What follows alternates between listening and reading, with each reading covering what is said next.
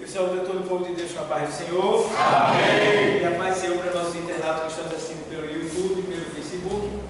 Nós estamos dando início a mais uma aula do curso teológico de preparação de obreiro para a obra missionária do Rei Jesus. E nós estamos cursando evangelismo. Estamos no curso de evangelismo. E nós estamos aprendendo, estudando nesses últimos dias, sobre a data dos versículos bíblicos para evangelismo, né? Nós estamos estudando os versículos mais usados no evangelismo para você ganhar toda e qualquer pessoa, ou seja, eu não digo ganhar, mas para que você possa de alguma maneira mostrar para elas os verdadeiros, ou seja, os versículos que realmente venham convencer ela pelo Espírito Santo. Então nós estamos estudando a data dos versículos bíblicos, que é como você vai refutar. E nós temos aqui uma questão muito importante no evangelismo. Nós precisamos saber como ganhar cada tipo de pessoa, como conversar, como de alguma maneira a pessoa que elas a Cristo. Uma vez, Paulo fazendo sua defesa diante de Festo, e ele prega tão bonito que o homem diz assim: por pouco tu não me convencesse a ser um cristão. Veja bem. E era muito difícil alguém chegar perto de Paulo e não ser impactado e não mudar, ou seja, e não aceitar a Cristo. Era muito difícil, porque o homem abria mesmo, e quando se havia dúvida, ele usava até a lei, usava a lei para provar como é esse folheto que eu dei a vocês. Então, nesse folheto está escrito o seguinte: veja bem, vamos lá, depois a gente volta para os versículos da Bíblia, mas aqui eu vou adiantar. Você coloca os judeus nas costas. Os judeus, vocês sabem que os judeus, eles não acreditam, ou seja, uma boa parte dos judeus não acreditam em Jesus Cristo como Messias, tá? Os judeus, eles fazem isso quando a criança nasce, ou seja, quando a criança vai estudar seus primeiros passos de ensinamento para conhecer Deus, ele manda, porque a sociedade bíblica, ela não faz Bíblia só com o Antigo Testamento, ela só faz com os dois testamentos. Então o que acontece? O judeu pega e manda seu filho rasgar as folhas do Novo Testamento. E deixa bem claro que isso não existe, que isso é mentira, invenção, e que esse não é o nosso Messias, certo? E que não existe dois testamentos, só existe um. Não existe Velho Testamento, só existe um testamento, que é esse testamento que ele não chama nem de Antigo nem de Velho, ele chama de Testamento. Então, esse é o nosso testamento. Então, aqui a gente vê que os judeus, quando da evangelização de um judeu, o ganhador de alma, ele deve estar consciente do seguinte: não é uma tarefa fácil, devido às tradições na qual o judeu é criado desde a infância. A sua concepção em relação à fé cristã, especialmente sobre o caráter messiânico de nosso Senhor Jesus Cristo, ele invocará as tradições dos rabinos e as suas interpretações do Velho Testamento. Então o que acontece? Eles aprendem a invocar Deus segundo a tradição dos rabinos, que não acredita no Messias chamado Jesus Cristo, certo? E aqui fica bem clara uma coisa: o alto preço que ele terá de pagar por algum órgão, né? Judaísta, para receber o Senhor Jesus. Tal atitude poderá significar completo desligamento de sua família e amigos íntimos, portanto, ele terá receio do desprezo ou apatia dos seus. Então, o que quer dizer isso aqui? Quer dizer que eles lá, em comunidade, ainda que eles tenham uma fé, eles acreditem que Jesus eles não podem confirmar, eles não podem aceitar, porque eles seriam totalmente desprezados, desligados da família, não seriam mais aceitos. Então há uma rejeição para quem recebe a Cristo, sendo judeu. Tá? Então, a gente vê aqui, ó, a melhor maneira de evangelizar um judeu é o quê? É o quê? É o quê? Usar o método correto. Ou seja, métodos errados somente tenderão a aumentar o prejuízo. Tenderão a aumentar o prejuízo e a oposição que o trabalhador encontrará. O trabalhador, no caso, o pregador da palavra de Deus. Tá? Então aqui, ó, lidar com o Novo Testamento não ajudará um judeu a não ser em circunstâncias extraordinárias. O ganhador de alma deverá usar o quê? Quando falar com um judeu. Então o que acontece aqui? Você nunca vai ganhar um judeu para Cristo pregando no Novo Testamento. Porque ele não quer. Então você vai ter que usar o Antigo Testamento para provar no Antigo Testamento que Jesus do Novo Testamento é o Messias que está sendo falado no Antigo Testamento. Vocês estão entendendo? Então, para pregar para um judeu ou um judaizante, né, do judaísmo, né, para você tentar convencer ele, você vai ter que usar as palavras do Antigo Testamento. E aí a gente vai chegar lá, está chegando aí. O que acontece? No método do apóstolo Paulo, conforme relatado em 1 Coríntios 9:20, o que é que tem lá? E fiz-me como judeu para os judeus, para ganhar os judeus, para os que estão debaixo da lei, como se estivesse debaixo da lei, para ganhar os que estão debaixo da lei. Entendeu? Ou seja, Paulo, o que ele está dizendo aí? Ele está dizendo que para ele ganhar alguém para Cristo, ele teve que ganhar dentro daquilo que eles faziam. Então os judeus vivem por qual lei? Pela lei, pela Torá, pela lei do Antigo Testamento. Então Paulo se fez o quê? Ele se fez um usuário do Antigo Testamento, porque ele sabia, ele conhecia, ele vivia, ele pregava também, mas para ele não podia pregar o novo, só o antigo. Se bem que o novo ainda não estava escrito, mas o novo é Jesus. Então Paulo conhecia Jesus e sabia que Jesus é a profecia cumprida. Então você vê que a gente assistiu aquele filme aqui, vocês viram, não foi? O filme. Então pelo filme vocês entendem que para tentar de alguma maneira pregar para eles tem que usar quem? O Antigo Testamento. Então aqui no texto, o que acontece? 4 coisas ficam com relação à sua maneira de atingir, né? Atingir as almas. Por exemplo, a paixão divina como a motivação principal. Romanos 9:13, como está escrito: amei Jacó, porém me aborreci de Esaú. Pronto. Veja bem, a paixão divina como a motivação principal. Veja bem, então, quando nesse texto aí você vê sua vida de oração incessante para a salvação do seu próprio povo, Romanos 10:1, lê aí, irmãos. O desejo do meu coração e a oração a Deus por Israel é para a sua salvação.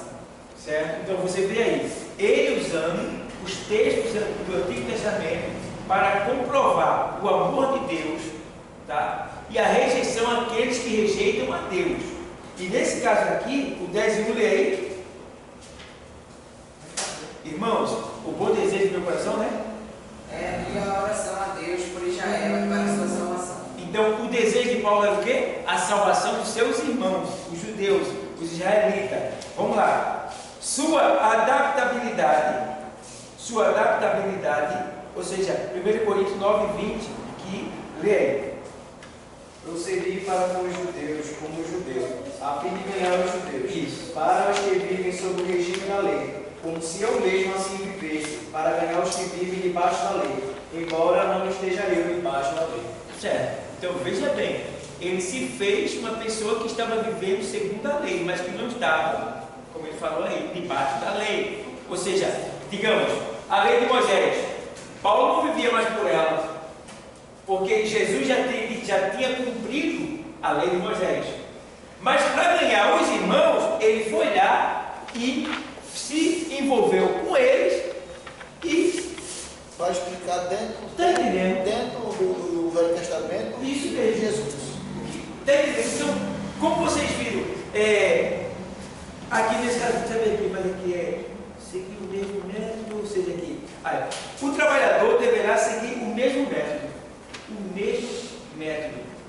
Né? Não é que você vai ser, uma mulher vai ter que ser prostituta para ganhar prostituta. Você vai ter que ser ladrão para ganhar o ladrão. Não. Você vai ter que ser desonesto para ganhar o desonesto. Não é nada disso. Parece até que é isso, mas não é isso. Ele está falando aqui em relação à devoção, ao zelo, ao temor, ao respeito, à religião. Ele está falando nesse tipo. Tá?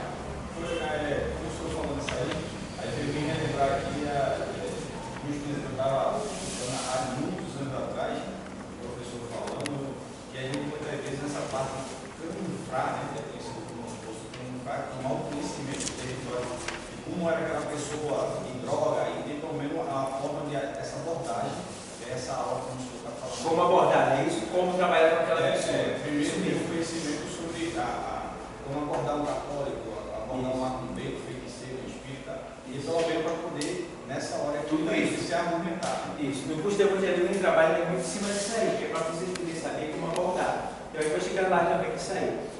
Por exemplo, você vê, ele falou, a mim estava perguntando, o católico, com todo respeito aos católicos, muitos católicos, eles são católicos, mas eles não sabem o que significa ser católico. Por exemplo, quantos tipos de católico existem? Quantos tipos de católico existem? Existem 2 tipos de católico.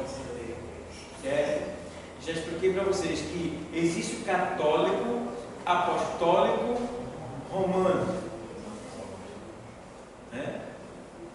Existe o católico apostólico em Cristo. Certo? Guardem isso. Porque eu já fui pregar para a pessoa e disse assim: eu sou católico, eu digo, eu também sou. Mas o senhor não é pastor? Eu digo, eu sou católico também. Eu não entendi nada. Muito bem, vou explicar. Quantos tipos de católico existem? Aí você disse: não sei. Existem 2 tipos. Existe o católico apostólico romano e o católico apostólico em Cristo. O católico apostólico romano, ele é fiel à doutrina da Igreja de Roma. Vocês entenderam? O católico apostólico romano, ele é fiel à doutrina da Igreja de Roma. O católico apostólico em Cristo, ele é fiel à doutrina dos apóstolos. Certo? Fiel à doutrina dos apóstolos. Qual é a doutrina dos apóstolos? Cristo.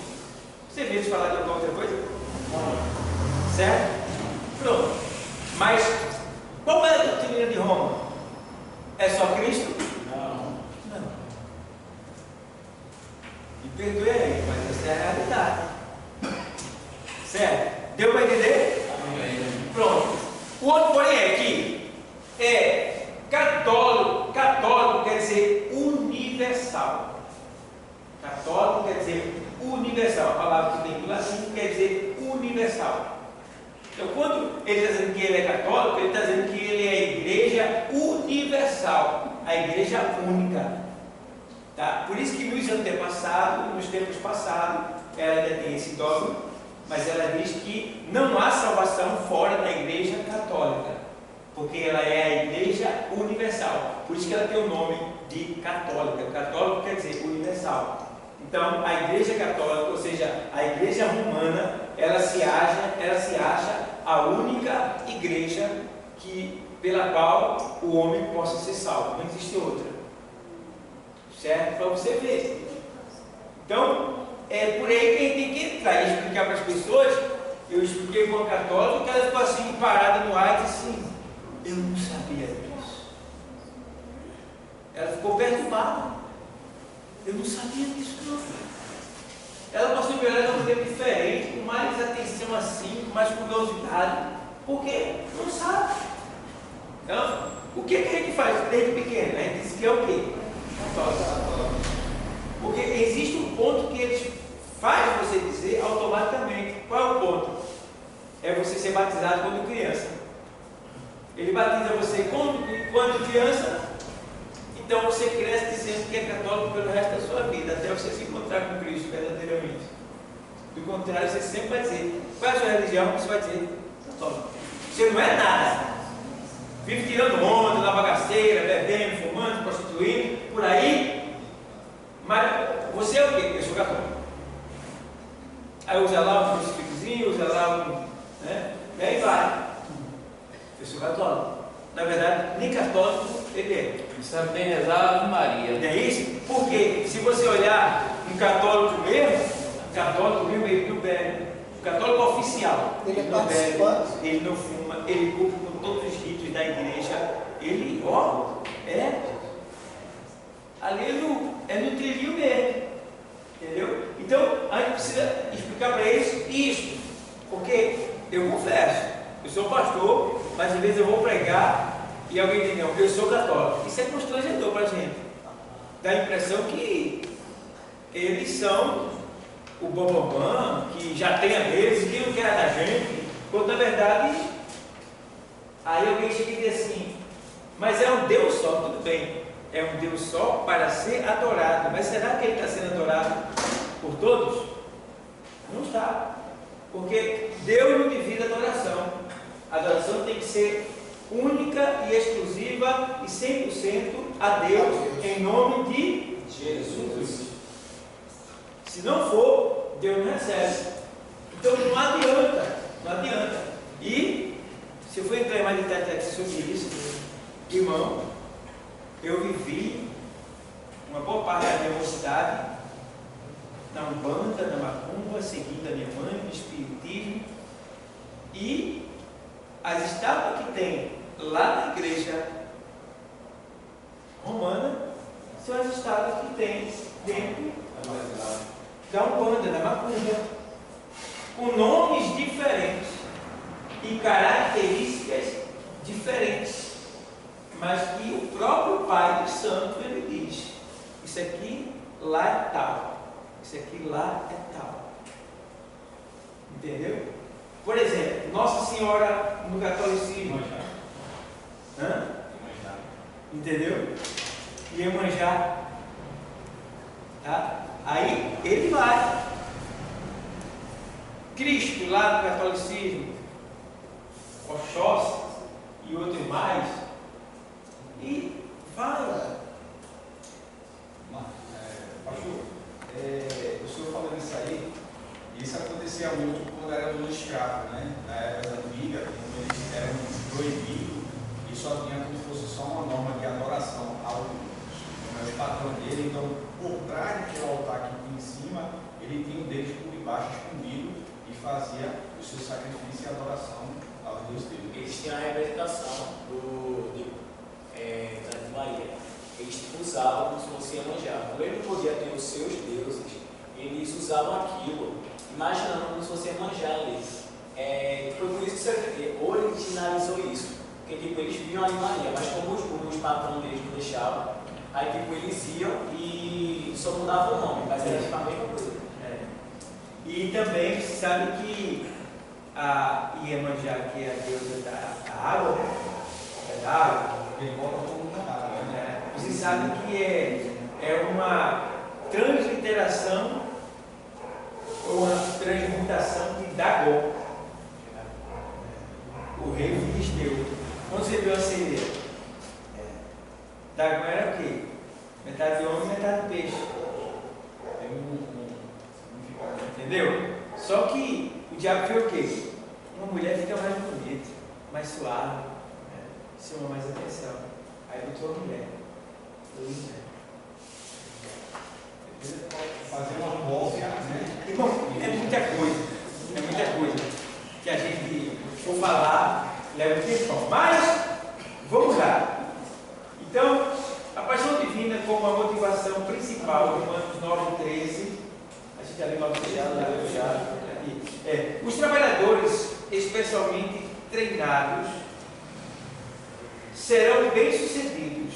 Ou seja, vocês estão sendo treinados. Por essa razão, vocês serão bem-sucedidos, porque vocês saberão como abordar, como refutar, né? Como responder e como dirigir a palavra. Aqui, ó, um judeu praticante, um judeu praticante certamente saberá a história do seu próprio povo. No caso, juntamente com suas tradições e particular interpretação das Escrituras. Então, eles têm a interpretação da maneira dele. Você tem da sua. Aí, do outro lado, você vê. Trabalhadores especialmente treinados com relação a estes aspectos e com outros já dados neste estudo, terá a expectação de bênçãos sobre o seu ministério pessoal com os judeus. Então você vai ter sucesso se você for por esse caminho. Não adianta ele falar de Jesus sem mostrar a prova de Jesus no Antigo Testamento. Aqui você vê. Para provar que Jesus é o Messias prometido, use as seguintes passagens ao segredo. Vamos lá? Isaías 53 fala de quem ali, pelo amor de Deus? Então eles não aceitam. Eles não aceitam. Mas aqui, ó, o caráter messiânico de Jesus é rejeitado pelos judeus, principalmente pelos aspectos de sua humilhação e sofrimento. Porém, este capítulo pode ser usado para provar de uma maneira conclusiva que o Messias seria manifestado como o quê? Um quê? O Messias superior. Que seria desprezado e rejeitado, indigno, aflito, oprimido e moído. Ele também seria ferido pelas nossas o quê? E agora? Ele seria, são profecias, está no Salmo 22 e no Salmo 69 e outras escrituras reconhecidamente messiânicas, como Daniel 9, 24 e 26. Leia o Salmo 22. Outro lê o Salmo 69. Inteiro. Vai, um leu o 22, o outro leu o Salmo 69. Outro já abre Daniel 9, 24 a 26. Vamos lá o primeiro. Salmo 22. Deus meu, por que me desamparaste? Porque se acham longe da minha salvação as minhas palavras e meus amigos. Pode só uma chave aí. Deus meu, por que Me desamparaste. foi que Jesus disse lá na cruz? Mamá, estava quitando. Perdoe, porque me desamparaste. Vê só. Ele está falando até grego da escola. Está vendo? Lemar. Está vendo? E aí você vê o Salmo 69. Livra-me, ó Deus, pois as águas entraram até a minha alma. É o versículo. Vai, lê. Livra-me, ó Deus, pois as águas entraram até a minha alma. Atolei-me em profundo lamaçal, onde se não pode estar em pé. Entrei nas profundezas das águas, onde as correntes me levam. Não podia estar em pé. Colado em grande lamaçal. Pecado. Olha o mistério da palavra. Pecado. E mais o quê? Estou cansado de clamar, secou-se-me a garganta e os meus olhos desfalecem, esperando por meu Deus. Cadê Deus? Abandonou ele. profecia. Daniel 9:24. 70 semanas estão determinadas sobre o teu povo e sobre a tua santa cidade, para fazer cessar a transgressão, para dar fim aos pecados, para expiar a iniquidade, para trazer justiça eterna, para selar a visão e a profecia, e para ungir os santos dos santos. Sabe e entende, desde a saída da ordem, para restaurar e para edificar Jerusalém, até ao ungido, ao príncipe, 7 semanas e 72 semanas. As praças e as circunvalações se reedificarão, mas tempos angustiosos. Só o primeiro ponto, você leu o primeiro ponto. 70 semanas estão determinadas sobre o teu povo e sobre a tua cidade. Pronto. 70 semanas é que Daniel estava recebendo a mensagem de hoje ali, que estava sendo bem claro que de Daniel, quando Daniel queria saber quando viria o Messias, quando tudo iria findar, né? Aí ele hoje vai dizer, 70 semanas estão determinadas sobre o teu povo. 70 semanas, cada semana é 7 anos. Cada semana é quantos anos? 7 anos. 70 vezes 7, 70 dá 490. É isso? 70 vezes 7 dá 490.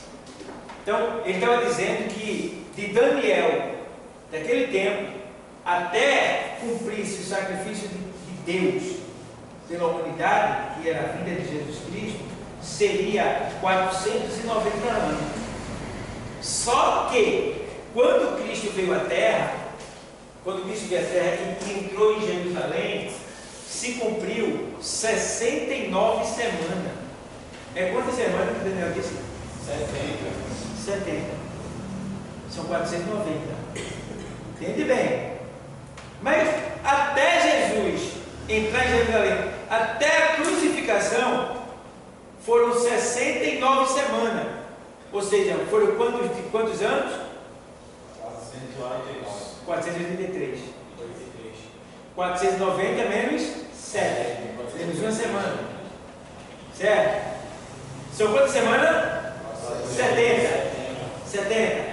Quando ele entra em Jerusalém, dali que ele agora vai ser crucificado, ele ali cumpriu-se ali 69 semanas das profecias de Daniel.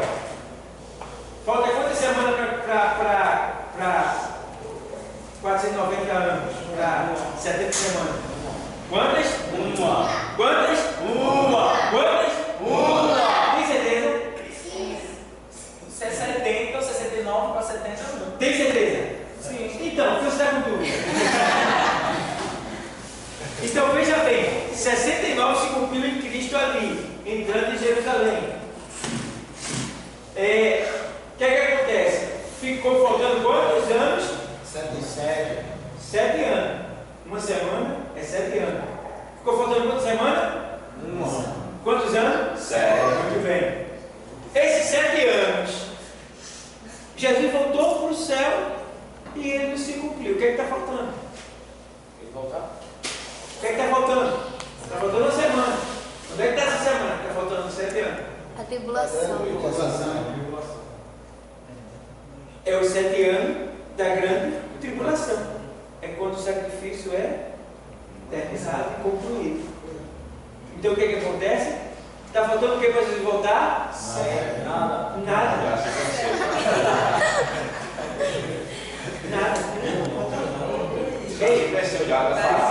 Ei, está faltando nada.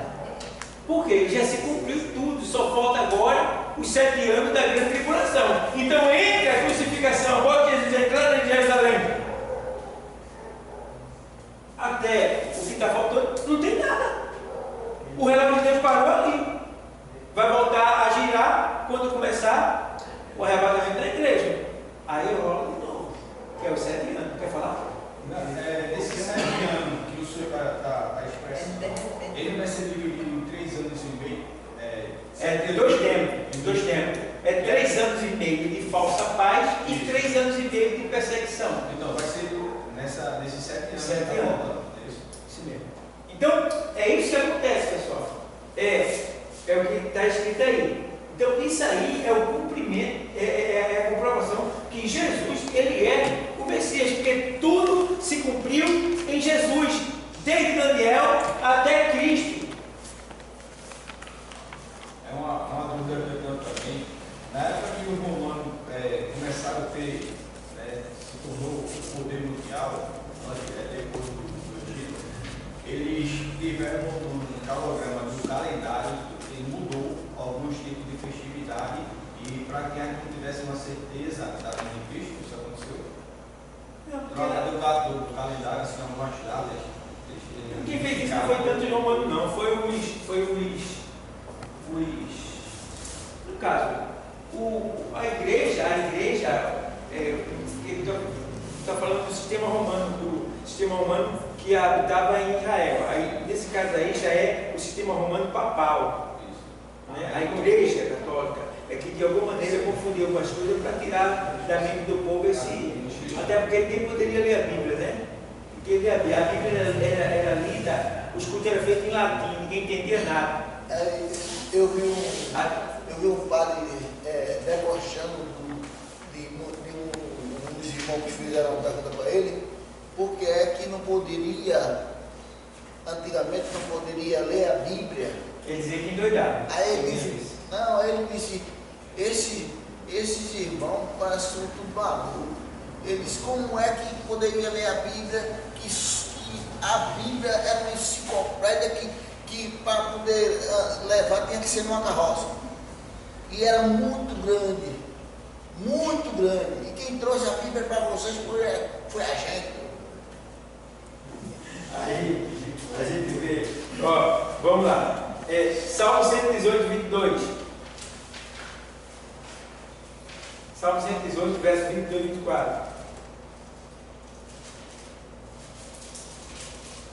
Isso aí é 53, verso 1. É todo.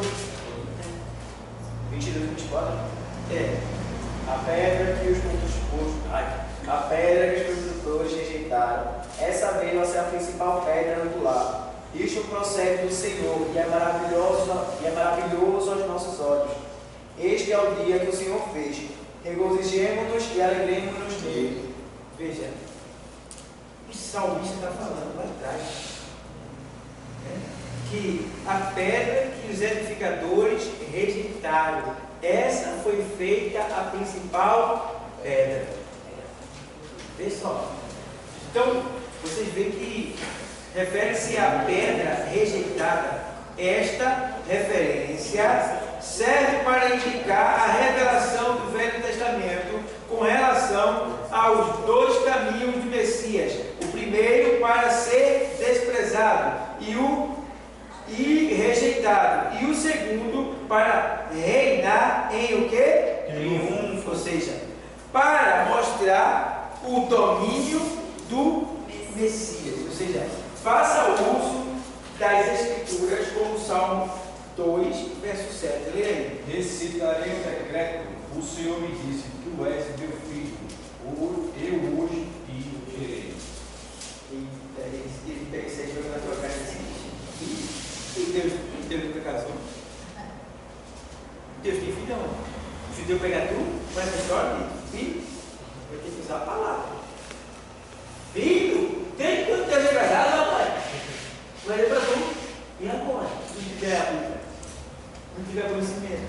Uma fase boa. E aí? Vamos lá. Salmo 110. Disse o Senhor ao meu Senhor: assenta-te à minha direita, até que eu ponha os teus inimigos debaixo dos teus pés. Vê lá, Isaías 9, 2.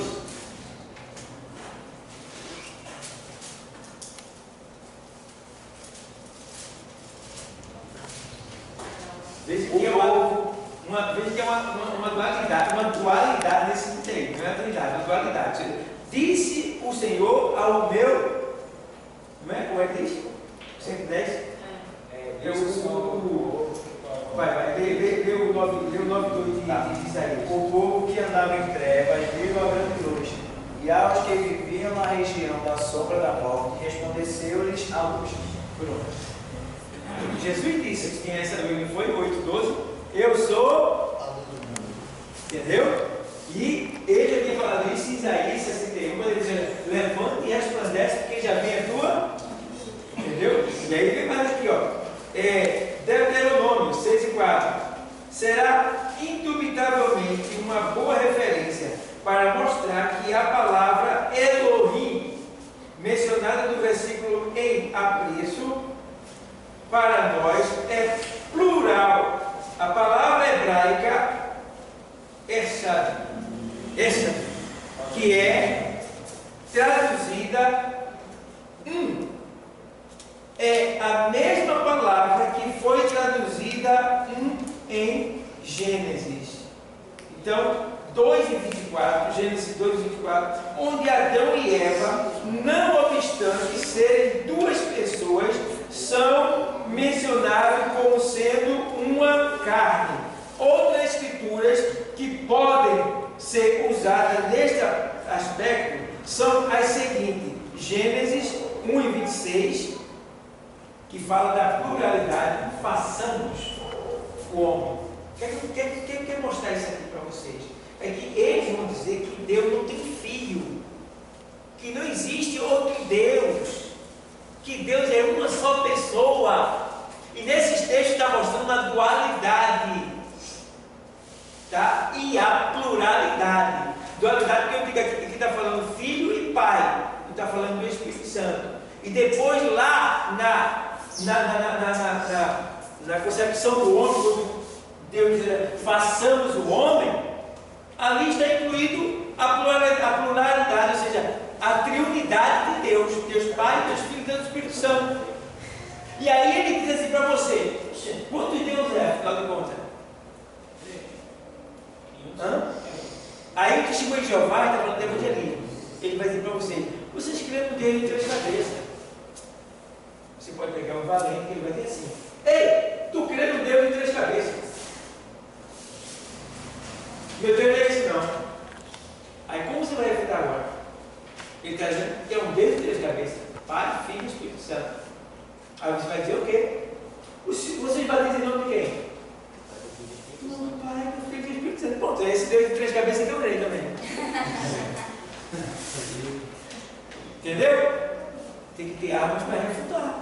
Senão você vai ficar, e agora? O que eu vou fazer? Eu vou para refutar, eu estou bem distante. Eles falam que quando o ser humano morre, a sua alma ela fica vagando no céu e esperando um corpo aqui na terra ou até um animal receber. Quem fala? A dar uma carne do morto. Bom, deve ser por aí. 3:22 de Gênesis, 11:7 de Gênesis, tudo fala da questão de que Deus, na pluralidade. Isaías 6:38, Jeremias 10:10, lê Isaías 6:38, o que é que diz?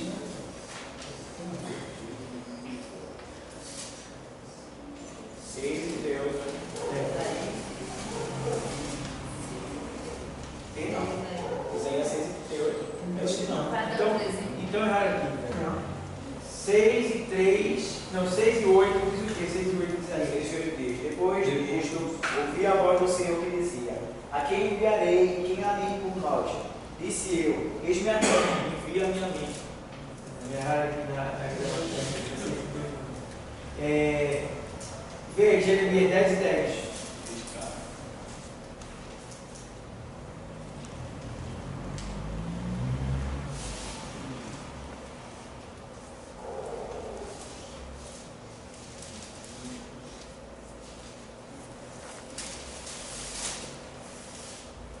Mas o Senhor é verdadeiramente Deus. Ele é o Deus vivo e o Rei eterno. Do seu furor treme a terra e as nações não podem suportar a sua indignação. Bora, vê só aqui.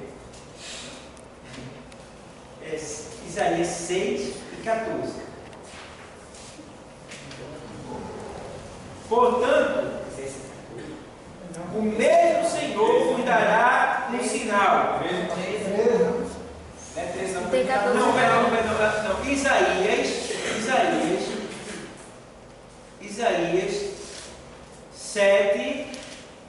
Isaías 7, Leia Isaías 7 e 14. Portanto, o mesmo Senhor vos dará um sinal.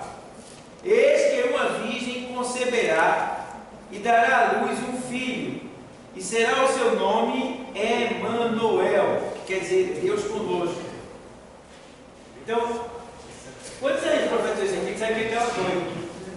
Outros diziam que essa profecia se referia ao filho de Isaías. Mas essa profecia de Isaías está se referindo à vinda do Messias. Porque quando ele diz que o seu nome será Emanuel, El é Deus. El é Deus. Tá? Man de ser humano, de homem. Então, Emanuel. El quer dizer Deus. Aí fala duas vezes, Emanuel, Deus conosco. Aí, aqui tem que assim, ó, mostra que o Messias viria antes do ano 70, que é aquela questão da profecia de Daniel, né?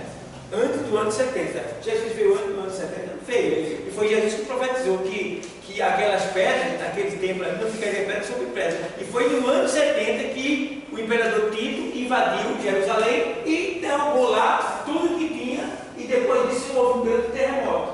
E só ficou lá o quê? O muro da lamentação. Entendeu?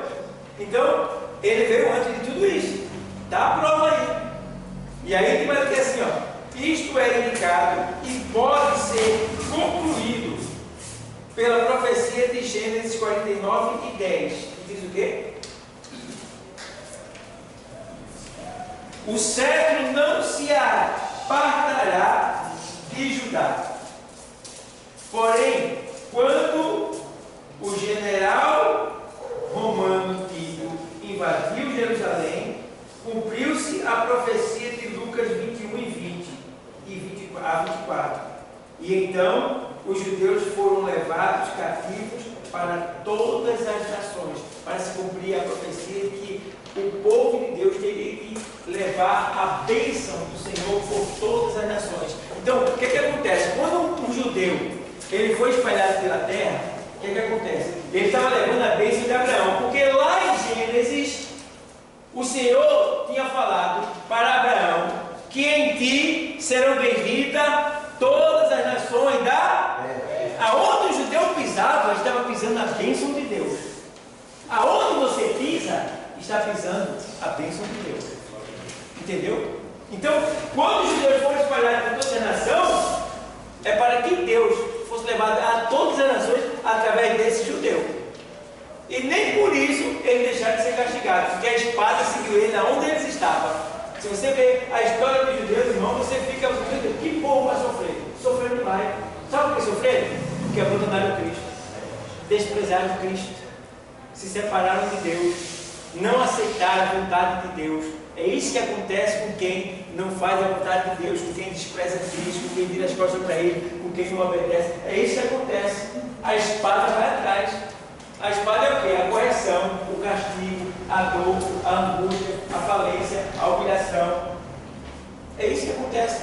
Não é à toa que você vê muito crente sofrendo. Você diz, mas não é crente? Está sofrendo. Por quê? É crente só de nome, mas despreza Cristo, despreza a palavra, despreza a obediência, despreza o temor, despreza o respeito.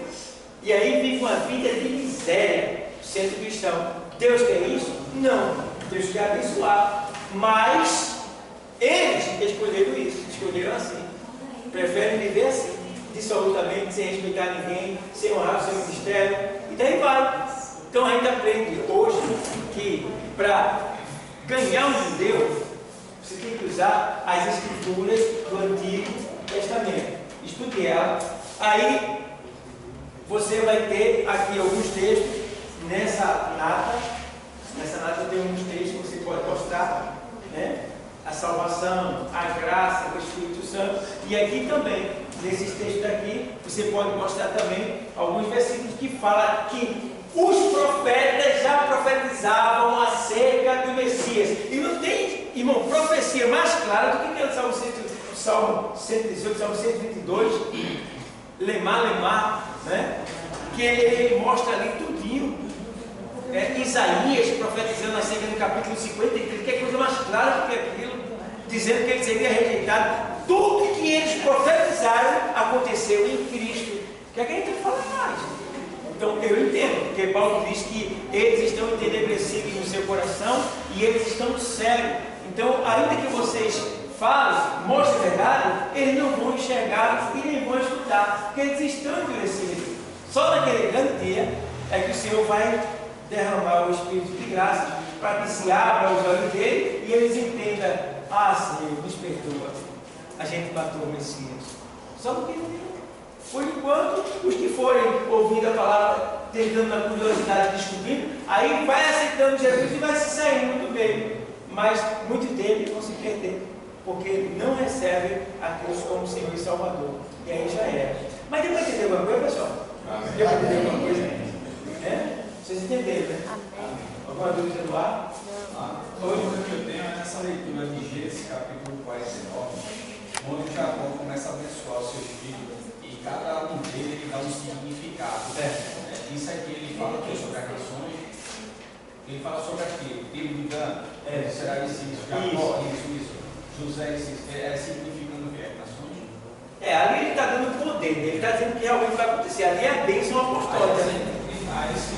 Que a gente dá hoje, né? Sobre cada momento, assim, mostrando sobre. Porque eles não são 12 tribos, entendeu? Ali ele está dizendo que aqui eles serão, aquelas tribos que elas representarão, entendeu? Como se estivesse revelando já para elas. Porque tem esse poder. O pessoal não entende o que significa a administração da bênção apostólica na igreja. E muitos saem até antes. Mas essa bênção é tão importante. Muitos nem fazem ideia do poder que é a bênção apostólica, a administração. Porque não é a gente que dá a bênção, a gente só ministra ela. A bênção vem do Senhor. Então era isso que os patriarcas faziam. Antes de morrer, né, eles chamavam todo mundo e ali eles ministravam a bênção para cada um. Tu vai ser isso, tu vai ser aquilo, tu vai ser aquilo. Entendeu? Então, é isso que acontece no final de cada culto. Jesus está indo embora, digamos assim, né? O culto está acabando, está sendo encerrado. E aí vem o quê? A bênção. Né? Que o amor de Deus, nosso Pai, o amor de Deus, nosso Pai, que as divinas e santas consolação, né? Que o Espírito de Deus, que as divinas e santas consolação, a paz, a graça, né? Seja com cada um, hoje eternamente, que todos digam amém. Quem estava aqui disse amém, perdeu a bênção. E agora? Aí se você for analisar o que significa que a graça, que o amor de Deus, a graça, a comunhão e a paz de nosso Senhor e Salvador Jesus Cristo, as doces consolações, seja com cada coração, e as pessoas não sabem isso. E aí não sabe o que perder. Sai embaixo de maldição. Pai. Então, não é isso aí vai com maldição, mas deixou de ganhar algo. Entendeu? Deixou de ganhar algo. Então, hoje, fala. Hoje, nós estamos sabendo que nós somos os instantes finais. Se o Senhor chegasse em Israel, escapava muitos judeus. Escapava o quê? Escapava assim de ser condenado pelo Senhor, né? Eu? Eu não escapava. Queria eu.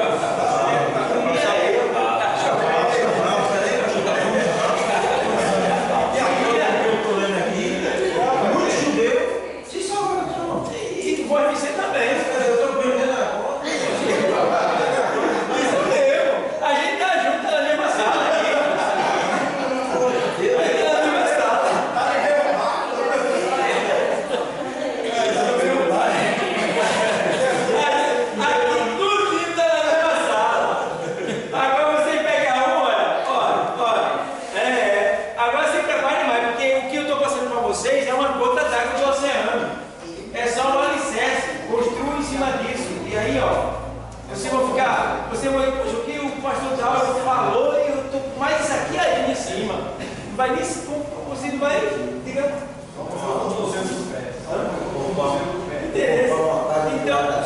Então,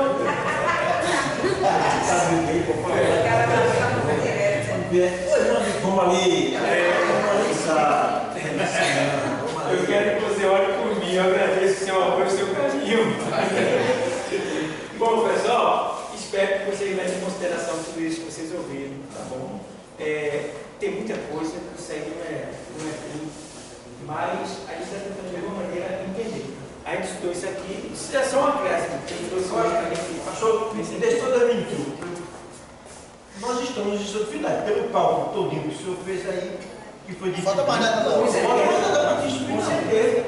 Se está faltando é só o arrebatamento. Glorificação do Senhor. Está faltando só o arrebatamento. Porque o Senhor está no céu, na terra e nos quatro da terra. Entendeu? Porque entre a morte de Cristo e a grande tribulação, já tem 2023 anos. Veja que paciência Deus está tendo. A gente já está vivendo. É o bônus. A gente está no bônus. O crédito acabou, é bônus. Sabe que bônus da hora volta, né? Vai se embora. Quando você vê, já era. Então, se pouco levar em consideração as 70 semanas de Daniel, você vai andar com medo de você mesmo, assim, preocupado, ligado.